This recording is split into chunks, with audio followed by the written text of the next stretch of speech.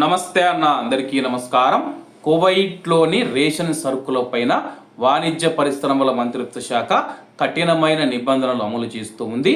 కువైట్లో ఉచిత మరియు సబ్సిడీ రేషన్ సరుకుల పంపిణీకి సంబంధించి కువైట్ ప్రభుత్వం అత్యంత కీలకమైన నిర్ణయం తీసుకుంది. ఇకపైన కువైటీ పౌరులు, వారి యొక్క కుటుంబ సభ్యులు మరియు వారి ఇళ్లల్లో పనిచేస్తూ ఉన్న గృహ కార్మికులు ఎవరైతే ఉన్నారో వారికి మాత్రమే ఈ సరుకులను పరిమితం చేస్తూ వాణిజ్య పరిశ్రమల శాఖ మంత్రి ఒసామా అల్ బుదై గారు కొత్త ఉత్తర్వులను జారీ చేశారు. ఈ మేరకు 2014 నాటి మినిస్టీరియల్ రెజల్యూషన్ నెంబర్ 216లోని నిబంధనలను సవరణ చేశారు. ఈ కొత్త నిర్ణయంతో అర్హులైన వర్గాలకు తప్ప ఇతర బయటి వ్యక్తులకు లేదా సంస్థలకు సబ్సిడీ రేషన్ సరుకులు అందించే వెసులుబాటును పూర్తిగా రద్దు చేశారు. సబ్సిడీ రేషన్ సరుకులను బయట వ్యక్తులకు విక్రయించినా లేదా ఇతరులకు బదిలీ చేసినా వారి రేషన్ కార్డులను తక్షణమే నిలిపివేస్తామని చెప్పి మంత్రిత్వ శాఖ తీవ్రంగా హెచ్చరించింది.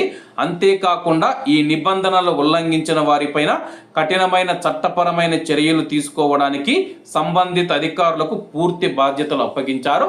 ప్రస్తుతం కువైట్లో వేల కోట్ల దినార్ల డబ్బును వెచ్చించి కువైట్లోని ప్రజలకు సబ్సిడీలో అయితే కువైట్ ప్రభుత్వం రేషన్ సరుకులు అందిస్తూ ఉంది. కానీ వాటిని కొంతమంది కువైటీ పౌరులు ఎవరైతే ఉన్నారో వాళ్ళైతే విక్రయిస్తూ ఉన్నారన్నమాట. లేకపోతే తమ చుట్టుపక్కల ఉన్న వారికి, ప్రవాసులకైతే ఇస్తూ ఉన్నారన్నమాట. ఈ నేపథ్యంలో కువైట్లో రేషన్ సరుకులు ముగ్గురికి మాత్రమే పరిమితం చేస్తూ అయితే కొత్త నిర్ణయాన్ని జారీ చేశారు. కువైటీ పౌరులు, అలాగే వారి యొక్క కుటుంబ సభ్యులు, అలాగే వాళ్ళ యొక్క ఇండ్లల్లో పనిచేస్తూ ఉన్న ప్రవాస గృహ కార్మికులు ఎవరైతే ఉన్నారో వాళ్లకు మాత్రమే ఈ యొక్క రేషన్ సరుకులని చెప్పేసి బయట పనిచేసే వారికి కానీ లేకపోతే ఇతర రంగాలలో పనిచేసే వారికి ఈ యొక్క సబ్సిడీ రేషన్ సరుకులు వర్తించమని చెప్పేసి ప్రభుత్వం కీలక నిర్ణయం తీసుకుంది. కాబట్టి బయట పనిచేసేవారు ఎవరైనా మీకు రేషన్కు సంబంధించిన నూనె కావచ్చు, బియ్యం కావచ్చు, ఏవైనా ఇచ్చినప్పుడు మీరు వేరే డబ్బాల్లోకి మార్చుకోవడం మంచిది. కాబట్టి అందరూ బాగుండాలి, అందులో మనం ఉండాలి. అందరికీ నమస్తే అన్న, జై హింద్.